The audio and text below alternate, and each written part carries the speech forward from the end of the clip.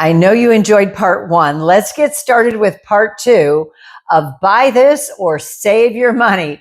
For Keto Over 50, I started on keto 3.5 years ago. I quickly lost 25 pounds in the first few months, and I really wanted to stack the deck so that I would have everything I needed to really succeed and stay on this food plan. And I'm delighted that it's been more than 3 years, but I spent a lot of money that I didn't need to spend. And so in this episode today, we're going to cover a few things that you should or should not buy, things that you should buy or save your money. Hi, this is RJ. Welcome back to Keto Over 50. I am excited to share this information with you and hopefully save you some money. So let's talk about some haves, some must-haves.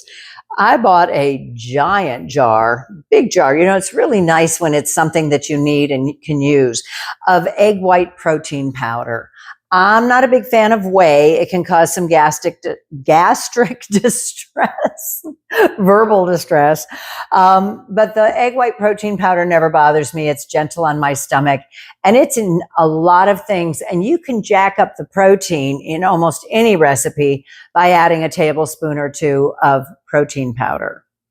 And stay tuned because I'm going to get into dairy and fats and what cheeses are best at the end of this video. So stay with me on this, okay? So egg white protein powder. Speaking of some things that are kind of good, but you're never going to use all that you bought, that would be coconut flour. You know, it smells wonderful. It smells like a pina colada, only stronger. Okay, I have CF on the top, so I know it's coconut flour. This was when I had like 3 canisters, and now I have like couple dozen. Anyway, when I started on keto, I have to do the math. 24, 25, I'm counting on my fingers, 26, 20, 22, 23, 24, 25, 3.5 years. Okay, so in June of 2022, I bought 2 or 3 pounds of coconut flour. It's not my favorite ingredient to work with because whenever a recipe calls for coconut flour and then you bake whatever it was, cookies or a cake, it's so dry. The coconut just dries up all the moisture in your mouth. So even just using a tablespoon or 2 tablespoons, which is what most recipes call for, this is going to last you forever. So buy coconut flour, but just buy a pound bag or a 12-ounce bag. It will last you. Now, unless you have a problem with oxalates and can't eat almonds and almond flour, you can use coconut flour and just make sure you add enough moisture, oils and fats to whatever recipe you're making with that. I'm going to cover it all for you today. Every baking ingredient that you might need. So when it comes to cocoa, you know, there's a difference between cocoa powder and cacao powder. And this is just one less step of refinement, I think. But I buy this and it's just the Kroger brand, but I like it. And the only ingredient is cocoa and it's not GMO. So I really like that. This I picked up at Costco, the cacao powder. If I'm adding cocoa, which I'm learning that cocoa in your coffee really helps your longevity, which I'm all about that. So this is 2 grams of carbs and 1 gram of fiber. This is 3 grams of carbs and 2 grams of fiber. So they're both 1 net carb, and that is for a serving size, except this is a teaspoon. This is a tablespoon serving. So that makes a big difference. So this is 1 carb per teaspoon, and this is 1 carb per tablespoon. So I usually grab this one when I want to throw some cocoa in my coffee. But if I'm baking or I want to make chocolate chaffles or something very special, I will go ahead and put the cacao powder in it. It has kind of a richer chocolate taste. These are my electrolyte powder I mentioned earlier because I found these wonderful ProKeeper canisters for them. And I couldn't find another one. And I had another flavor, I think it's tangerine orange, of the electrolyte powder. And I did a video on this. Yes, you can make your own electrolyte powder. There's a million ways to make it. But I was really having leg cramps. And I know that's a potassium deficiency. And for some reason, potassium tablets only come in 99 milligrams. So you have to take 10 of them. Even though they're small, you have to take 10 of them. And I'm already taking 10 of other things. So I really like this. I mix a big beaker of it. I'm having watermelon today, and put ice in it, and I drink that all day long. And it keeps my legs from cramping. I'm getting magnesium and potassium and a little sodium. So I really love this. But I was going into the bags and taking a teaspoon out, or whatever the serving was, a half a teaspoon, I think, every time I went to make it. And I was like, I have to get some canisters for this. So seriously, make it easy on yourself and order some really good canisters that are locking, because if you drop this, it would be a disaster to clean up. So I love my little canisters for my electrolyte powder, and I love my electrolyte powder. And that was something I didn't start on electrolyte powder till about a year ago. Just after some time on keto, I was having some issues with leg cramping in the middle of the night. So anyway, that's a potassium issue. I'm not a doctor. This is for entertainment purposes only, but I want to help you if you're having an issue. So give it a, do your research. Check it out. Are you having fun? Isn't this great to get that kind of behind the scenes look at what works and what doesn't? Okay, this is more powdery than powdered sugar. This is bamboo flour. And I bought like a 3-pound bag of it, and I thought, what am I going to do with this? So I gave half of it to my friend, my buddy on keto.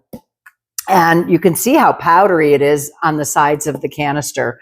But what I do when I make chaffles, you're supposed to use like 2 tablespoons of almond flour for every chaffle.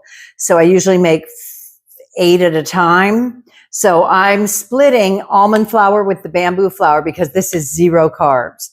And the almond flour still has some carbs. So I really like that I'm able to cut the fat and the calories a little bit. Yes, we're supposed to have some fat, but I just like, and it makes them so crispy. I just like that it makes them crispy, and it's 0 carbs.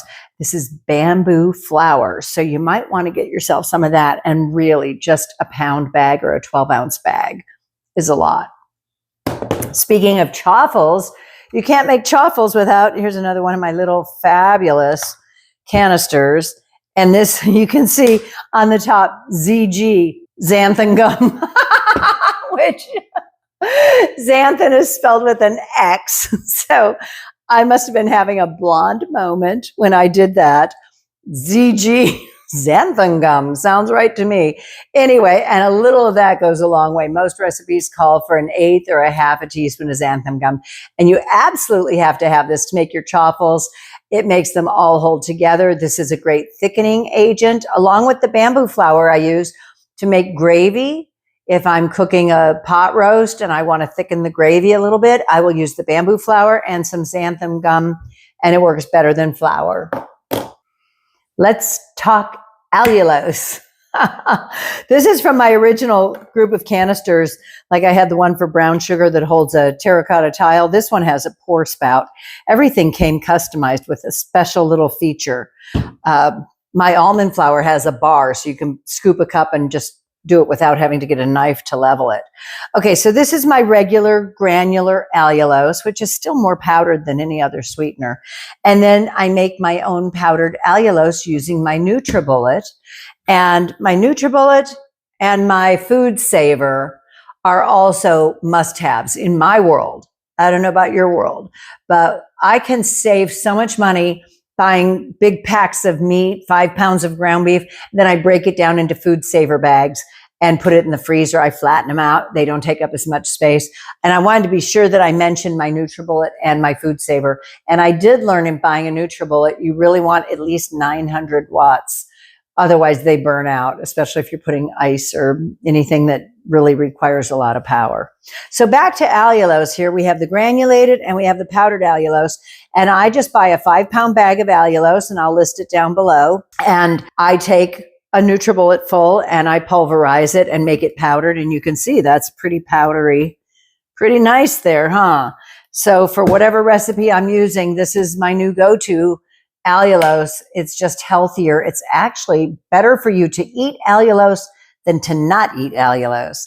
And I was really excited when I learned that. So you can do the research. I don't remember where I read that, but I did. I see videos. I watch countless videos every day. And I saw that and I was like, wow, I need to make more cookies, more candy. I also buy liquid allulose all the time. And I'll link down below to everything that I'm mentioning that you can get on Amazon, that I get on Amazon. The liquid allulose I use in making keto ice cream.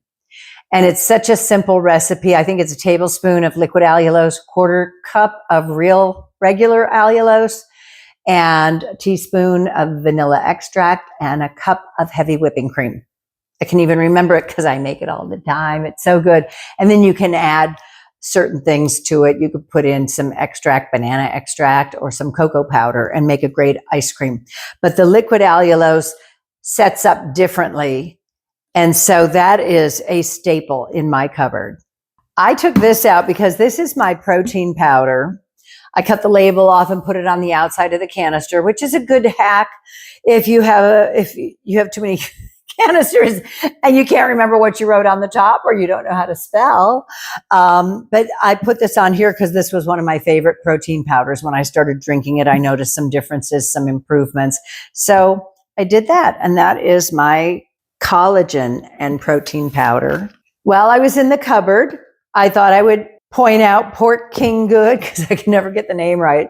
I always want to call it Good King Pork, but Pork King Good pork crumbs in original flavor and in Italian. I think they have a Cajun spicy one too. But this is one that I made big mistakes on when I started on keto. I bought a lot of pork panko and it wasn't good. It had just a funky smell to it. And these are fantastic. They're super fine ground. This is really great for anything you're going to make Italian style, like breading pork chops or chicken breasts, and you want to fry and make chicken parmesan. This is so good. And in pizza dough. And the original is great in everything. In fact, I made onion rings. They're so good. And I used a quarter cup of these and a quarter cup of almond flour. And together with the egg whites, it made such a perfect batter. So you have to have pork panko in your pantry, in your keto cupboard. Are you having fun?